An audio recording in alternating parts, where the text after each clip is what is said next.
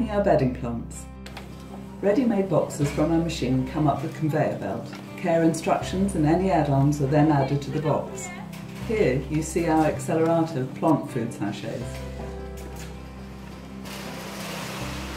The box now goes through the closing machine. Firstly, a glue is run along the lid of the box, then it's pressed down firmly to fully seal the box. We then add a label with the customer's address and a barcode.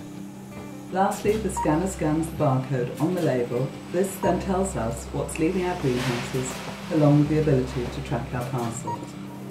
All the boxes are then gathered and placed on pallets, ready to be picked up by our cook.